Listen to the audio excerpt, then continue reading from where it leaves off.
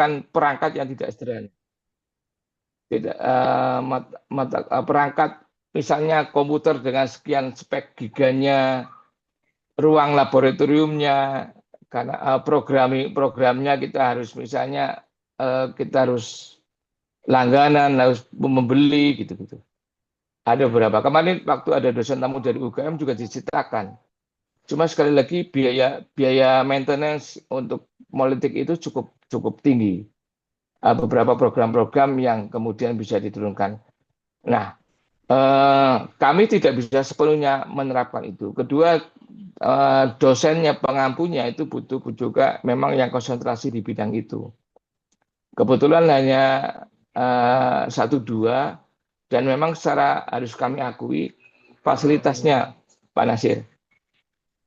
Kami soal gedung aja ini masih problem, masih rebutan dengan prodi lain. Kita juga kondisinya fasilitas gedungnya, kalau itu ada komputer, ada apa, itu butuh maintenance yang tidak sederhana, butuh biaya yang tidak sederhana. Itu memang, tapi arahan ke depannya kami akan ke sana. Karena ke depannya makin menarik ini. Ya, kita kalau toh ke depan juga kita telat, tapi ya apapun kami tidak punya fasilitas. Nah, akhirnya kami tempelkan beberapa beberapa tugas di mata kuliah pilihan yang lain seperti teori parpol dan sistem pemilu, itu kemudian tentang komunikasi politik, pemasaran politik, itu kami tempelkan di situ. Ada beberapa sub pembahasan yang bicara soal itu. Secara praktek ada yang dilaksanakan, ada yang dalam konteks pengetahuan, itu yang kemudian kami lakukan. Tapi jujur secara fasilitas kami belum kuat untuk mengadakan sendiri itu, Pak Nasir. Nah, soal studi kawasan tadi kan ada studi perbandingan. Jadi memang kami tidak spesifik menuju pada tempat, tapi kami luaskan pembahasannya bukan hanya lokal, bukan hanya nasional, tapi juga global. Di global itu sesuai dengan ketentuan. Kalau toh ekonomi, kalau kamu bicara soal teori lingkungan, ya kami menelitnya sampai kawasan negara berkembang, gitu. Kemudian kayak apa teori perbandingan Komisi Negara dan Demokrasi itu juga kita coba bandingkan dengan komisi-komisi negara di tempat lain, minimal di ASEAN itu. Jadi itu dimasukkan dalam bahan mata kuliahnya, materi mata kuliahnya. Kita minta setiap dosen untuk memasukkan di ruang-ruang politik. Walaupun kita ada teori perbandingan politik, ada mata kuliah itu otomatis termasuk politik apa beberapa teori-teori yang kita munculkan, kita mencoba memasukkan mata kuliahnya di ruang-ruang eh, perbandingan-perbandingan tadi itu. Itu gambarannya, Pak Nasir. Kami tidak menyebut mungkin studi politik kawasan ASEAN, tidak. Tapi lingkup pembahasannya yang kita masukkan. Kemudian Mas Fatul, Mas Korprodi, bobot MK Perdesaan ya berkaitan dengan itu. Eh, itu menjadi tadi, walaupun dalam mata kuliah yang berbau perdesaan kami tidak banyak, Mas Fatur. Cuma unit analisis di dalam kajiannya, di dalam mata kuliahnya kami menyampai titik itu. Mata kuliah birokrasi misalnya. Kemudian mata kuliah teori parpol dan sistem politik misalnya mata kuliah pilkada dan kontestasi politik lokal misalnya.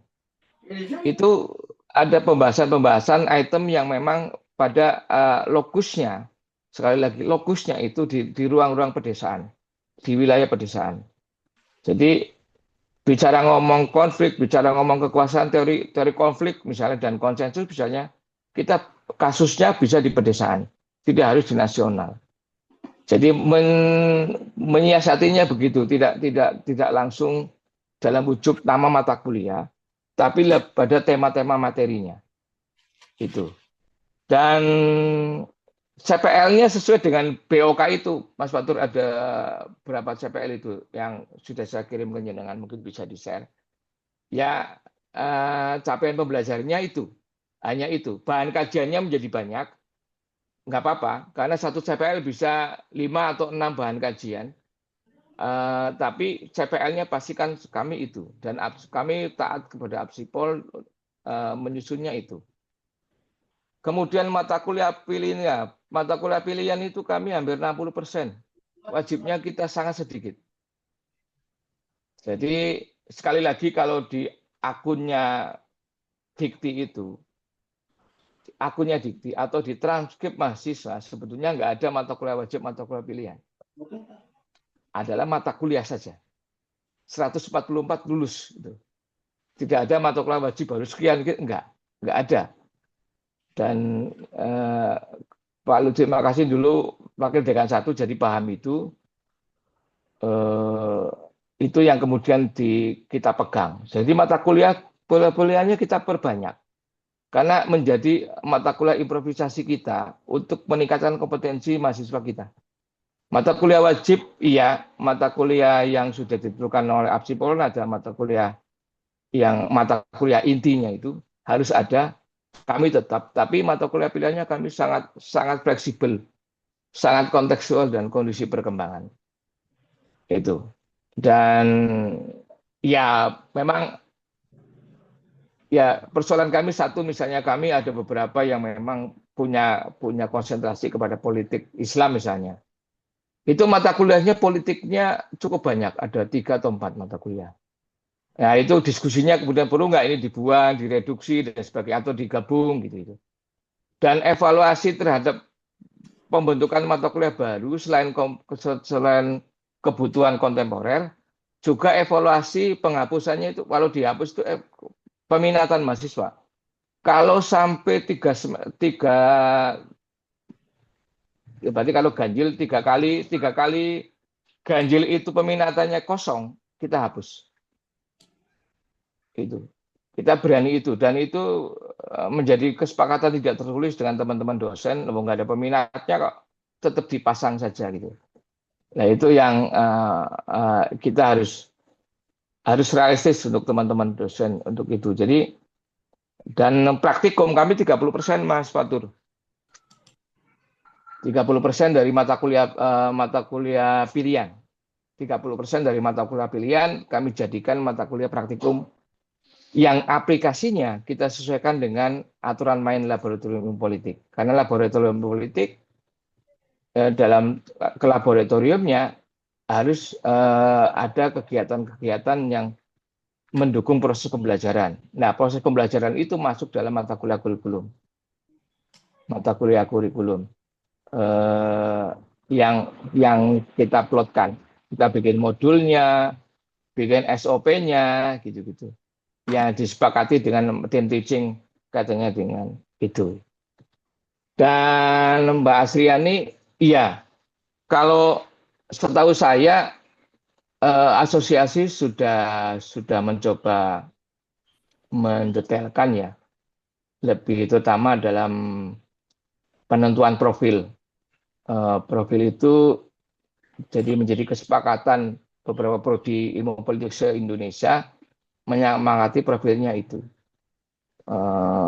Mungkin saya coba profilnya ya. Ya.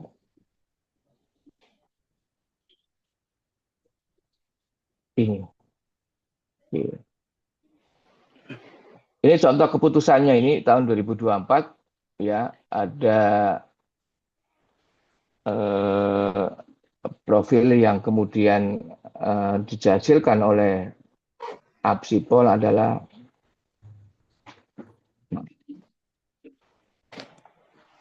ya ini kemudian ada CPLS satunya itu. Jadi ini yang disepakati yang kemudian saya pikir sudah ya Mas Fatul, kemarin saya kirim ya, bisa menjadi panduan. Ini di Belitung, saya nggak ikut di sana. Ini CPL-nya adalah 4 ini mampu mengintegrasikan nilai norma, konsep-konsep dasar teori dan metode ilmu politik, fenomena politik isu-isu kontemporer, mampu menciptakan pemikiran logis dan kritis sistematis, inovatif, iptek, implementasi iptek di bidang ilmu politik itu. Dan itu menunjukkan bahwa asosiasi menyiapkan kebutuhan-kebutuhan ini untuk masing-masing program studi. Kemudian ada lagi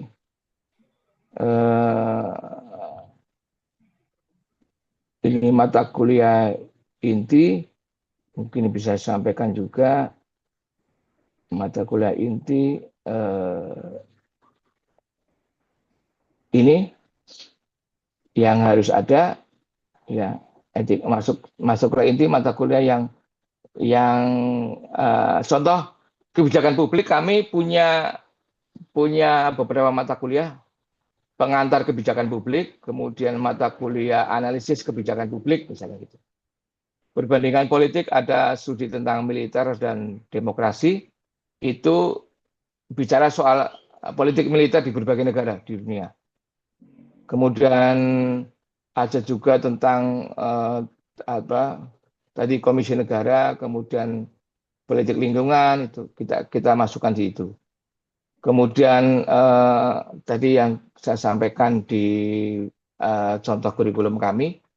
Kemudian metodologi kami ada kuantitatif, kualitatif, kemudian metode penelitian sosial, itu ada kami masukkan mata kuliah yang kami susun seperti itu. Nah, ini BOK, BOK-nya ada 9, kami hanya mengambil 7, ya. Ada beberapa yang kita gabung. Institusi politik dan teknologi politik kami tidak, itu. Kemudian BOK wajibnya otomatis kami ada, dan ini dari asosiasi. Nah, BOK kita sebagai referensi utama. Program studi memiliki fleksibilitas mengembangkan bahan kajian. Jadi referensinya dengan juga bisa pilih, tapi bahan kajiannya itu fleksibel. Sesuai kekhasan di Kendari, misalnya pesisir. Ya, pesisir. Ini kan banyak sekali saya pikir isu-isu yang di negara beberapa kebijakan publik atau politik pemerintah desanya di pesisir maupun kepulauan itu kan berbeda dengan kami yang ada di wilayah daratan itu, ya. Kemudian program studi mengadaptasi BOK dalam mata kuliah, nomenklatur, beban SKS dan sebagainya. Dan ini contoh BOK-nya, cakupan bahan kajiannya ini dari teori politik pada usaha menjelaskan pertanyaan konseptual, filosofis, karakter normatif, pemikiran politik klasik, gitu-gitu. Udah ini kami mengacu pada ini semua. Jadi waktu itu kami banyak dibantu. Nah, ini Pak Nasir tentang teknologi politik itu fokusnya pada terutama bagaimana teknologi informasi dan komunikasi membuat cara kekuasaan dijalankan, partisipasi politik terjadi, dan kebijakan publik dibuat. Beberapa bahan kajian yang dipelajari meliputi politik e-governance, smart governance, cyber politik, e-voting, surveillance, counter politik, AI dan politik gitu. Kami belum melakukan pengambilan mata kuliah. Sebenarnya si AI dan politik, karena ke depan AI dan politik mesti akan membumi, ya, akan menyebar, ya, karena ternyata AI buatan Amerika jawabannya akan berbeda dengan AI yang buatan Asia, akan AI dari buatannya Google akan beda dengan pembuatannya ini. Tergantung, ternyata itu juga punya bobot politis itu tentang outcome dari apa yang kita cari, gitu. Cyber politik kami belum punya ahlinya, e-voting juga belum, sehingga beberapa hal selain fasilitas beberapa ahli juga belum. Ya, walaupun kami ada beberapa desa yang sudah di sini, ada beberapa desa yang mengadakan pilkades melalui e-voting, ini hanya sebagai kajian aja. bukan bukan kami, karena jujur kami tidak punya kemampuan. Yang menarik misalnya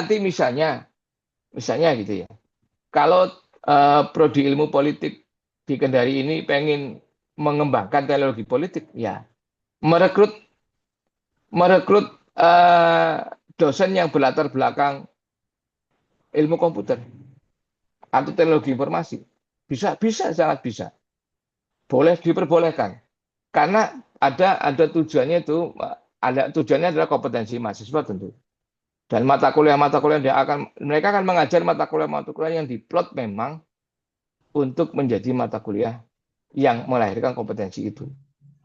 Kecuali teman-teman di sini ada yang memang belajar mau menekuni soal teknologi politik, monggo. Itu menarik juga. Masih banyak ruang untuk menjadi expert atau menjadi ahli, karena uh, mungkin teman-teman yang belum dokter mau ambil disertasi tema itu, menarik juga untuk bisa nantinya pengembangan itu. Nah, ini yang disusun. Jadi CPL 1, kemudian bahan kajiannya, KPOK-nya tadi di atas, bahan kajiannya udah. Ini menjadi gambaran-gambaran. Itu Mbak Asri yang sudah dilakukan oleh asosiasi sampai titik itu untuk bisa diimplementasikan. Saya pikir itu sudah sangat aplikatif. Tinggal nanti bagaimana penyelesaian di lapangannya. Jelas untuk menentukan mata kuliah kita harus endingnya karena kompetensi otomatis profil. Jadi profil itu bukan dibayangkan sebagai profesi ya, tapi kemampuan, kemampuan lebih ke kompetensinya, kemampuan. Jadi bukan berarti dia harus punya profesi A, B, C, enggak, tapi kemampuannya. Dia bisa menjadi manajer koperasi di desa, tapi punya kemampuan tentang komunikasi politik, kemampuan tentang itu. Nah, dari mahasiswa ilmu politiknya Kendari misalnya. Nah, jadi yang di profil itu mengarah pada bukan kepada profesi, tapi kepada kompetensinya, kemampuannya itu. Jadi arahnya ke kemampuan, bukan ke kerjaannya, intinya itu. Tapi kemampuan di kerjaan itu. Itu kira-kira yang bisa saya sampaikan sebagai tambahan. Mas, Baik, makasih Pak Darul. Bapak Ibu ada hal yang ingin ditanggapi? Silahkan.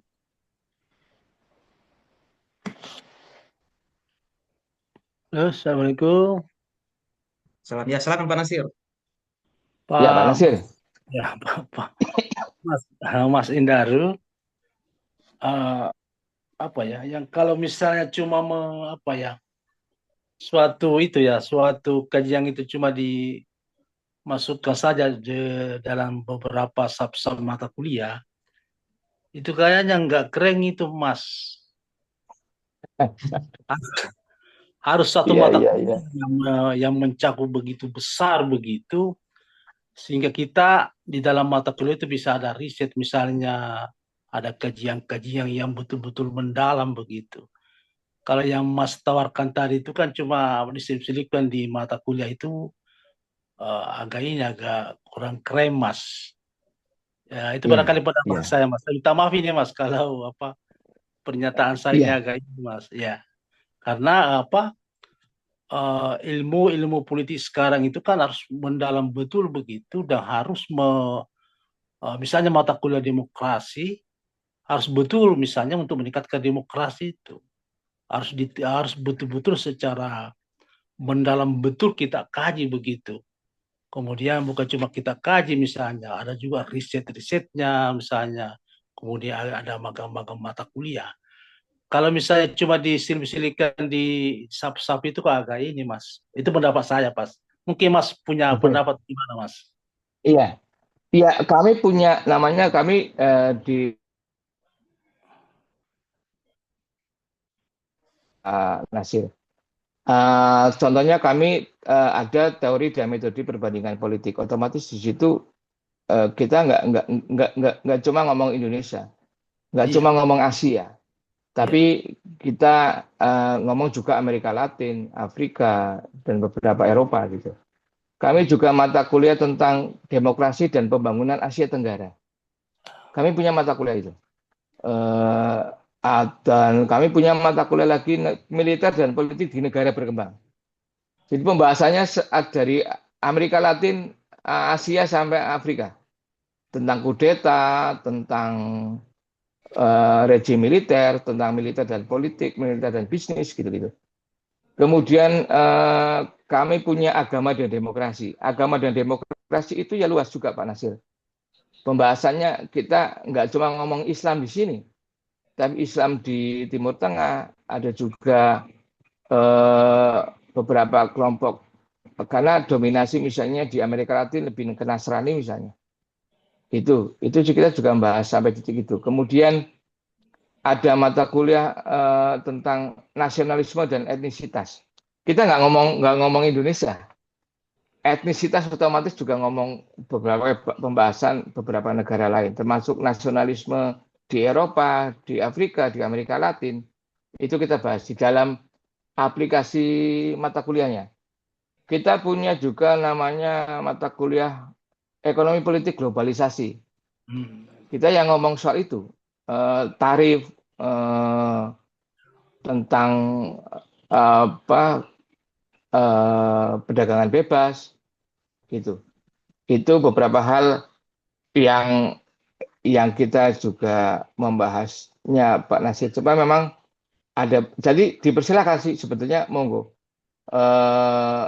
Termasuk politik identitas dan multikulturalisme itu kita ngomong juga di Amerika, kemudian di Eropa gitu-gitu.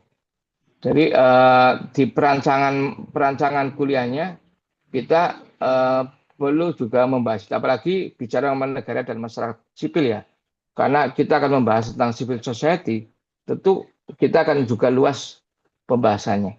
Nah, itu memang kepenamaannya tidak spesifik Pak Nasir, hanya beberapa yang menggunakan lingkup global ya, Asia Tenggara, negara berkembang, globalisasi gitu-gitu.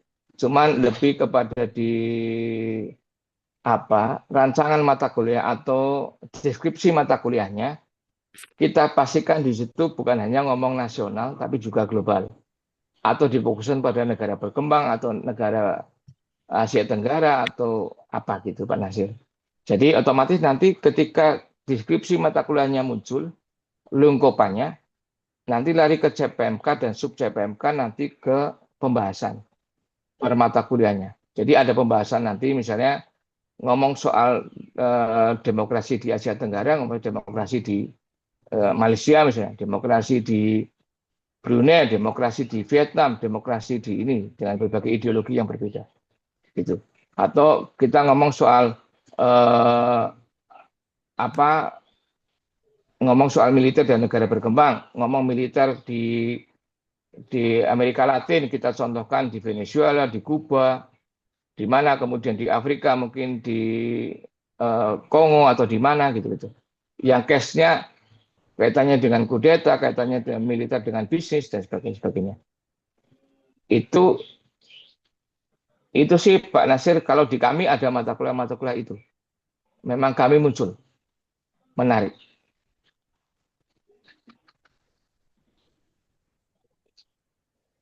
Iya, baik. Seperti itu Pak Nasir. Itu Insya Allah Mas. besok kita sama-sama bahas, Pak ya. Ada saya mau Mata kuliah yang disiapkan, apa, Prof? rekomendasikan oleh pengelola. Ada Prof, tambahan Prof? Ya, Silakan Prof.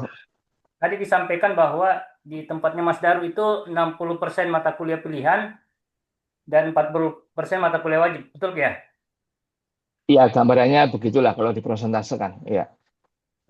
Ini saya mau minta arahan seperti apa, karena besok kita mau mendesain kurikulum kembali. Karena pengalaman selama ini, yang namanya mata kuliah pilihan itu, Mas Indaru, kalau di tempat kami itu hanya memenuhi persyaratan mahasiswa lulus saja, bahwa mereka harus mengambil 3 sampai 4 mata kuliah pilihan. Sehingga banyak mata Iya. kuliah yang kami tawarkan itu kadang tidak ada mahasiswanya. Itu problemnya. Dan mahasiswa juga, kalau misalnya satu orang temannya tidak ambil mata kuliah pilihan itu, maka mereka juga tidak ambil. Jadi Ya, banyak mata kuliah pilihan kita itu kelasnya kosong, Mas Indaro, Iya, iya, iya. di tempatnya Mas Indaro. Iya. Kalau kalau di kami karena kami mengurangi jumlah mata kuliah pilihan, mata kuliah wajib, Prof. Jadi nanti teknisnya saya ngobrol dengan Mas Fatur. Nanti saya sharing gimana membagi karena mungkin detailnya ini agak agak cukup menjadi. Nanti Mas Fatur bisa sharing dengannya dan nanti saya sampaikan kami di kami di dalam proses menyusun mata kuliah pilihan. Pertimbangan kami saat itu memang kami mencoba untuk eh, memberikan ruang kepada mahasiswa lebih lebih improv dan karena ketika mata kuliah wajib kita perbanyak, itu biasanya hambatan nanti menjelang kelulusan, Bro. Menjelang kelulusan karena mata kuliah wajib itu ada aturan main di universitas atau fakultas itu harus diselesaikan itu. Apalagi kami sekarang bikin aturan tidak boleh menghapus mata kuliah.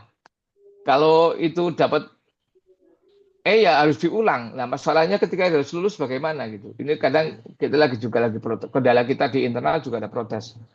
Alasannya di dikti, padahal dikti itu memunculkan mata kuliah yang muncul di transkrip itu nggak ada hubungannya dengan yang penting 144 tinggal mana yang mau dicantumin dalam transkrip itu kesepakatan wakil dekan satu. Tapi itu ada aturan mainnya. Cuman di kami di internal nggak bisa. Jadi kami hati-hati sekali dalam dalam membuat asesmen mengajar sekarang dan dipastikan mahasiswa harus lulus. Nah, berkaitan dengan jumlah mata kuliah nanti saya teknisnya saya ngobrol. Yang jelas kami membuat aturan begitu, Prof. Karena dasarnya adalah eh, mata kuliah yang kemudian kami susun itu bagaimana mempercepat peningkatan kompetensi dan mempercepat kelulusan. Kami dulu tuh paling telat, Prof. Kami 5,5, 5,2 terus lulusannya. Kemudian kita coba merubah kurikulum, kita merubah mata kuliah yang tadinya wajib menjadi pilihan, kita menata ulang lagi, akhirnya sekarang bergerak antara 48, 45 gitu-gitu. Walaupun standar kami 44 ya, kami masih tapi lebih bagus kami kan cukup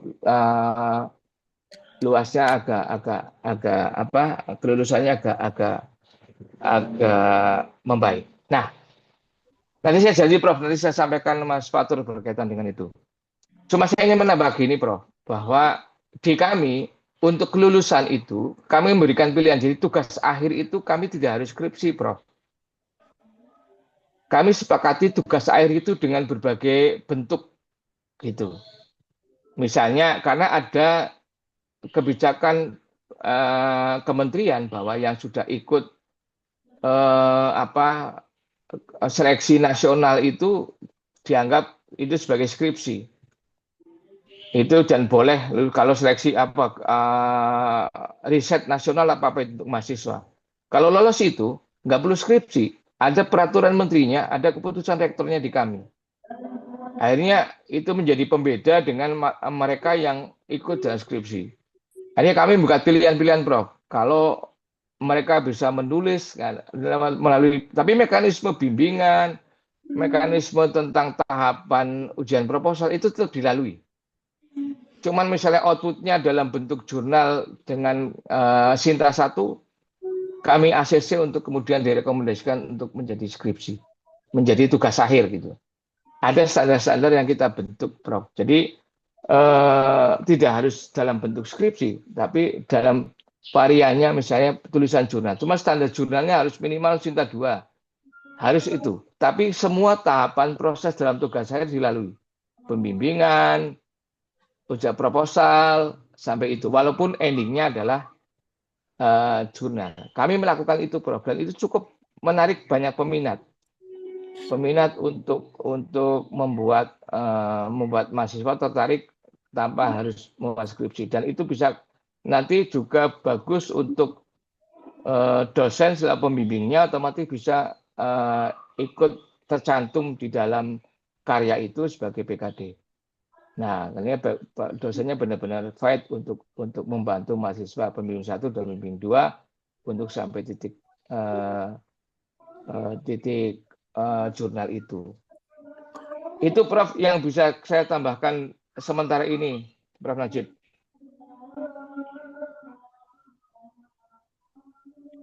Ya, baik, makasih Pak Endarul. Bapak Ibu peserta lokari kurikulum, karena berhubung kita sudah masuk pukul 12 WITA, kita dibatasi oleh waktu, sehingga nanti insya Allah besok kita akan melanjutkan ke tahap perumusan pembentukan mata kuliah yang baru, pukul 1 siang di Aula Visit WHO. Dan sekali lagi kami ucapkan terima kasih kepada Bapak Dr. Indaru yang sudah berkenan menjadi pemateri pada pagi hari ini. Selanjutnya saya persilakan kembali ke MC Bu Sri Afrianti Utami untuk menutup. Silakan Bu. Baik, terima kasih moderator. Demikian rangkaian kegiatan lokakarya kurikulum pada hari ini telah kita ikuti bersama. Semoga kegiatan ini dapat memberikan manfaat dan kontribusi dalam pengembangan kurikulum yang lebih baik ke depannya. Kami mengucapkan terima kasih kepada narasumber serta seluruh peserta yang telah berpartisipasi aktif. Mohon maaf apabila selama memandu acara terdapat kekurangan. Akhir kata, saya selaku MC undur diri. Wassalamualaikum warahmatullahi wabarakatuh. Waalaikumsalam warahmatullahi wabarakatuh. Terima kasih semua teman-teman, sehat selalu. Terima kasih. Terima kasih Pak. Salam. Matur, tidak berfoto kita, tangkap layar, berfoto mungkin perlu. Iya Pak. Belum foto. Dan layar terakhir 1, 2, 3.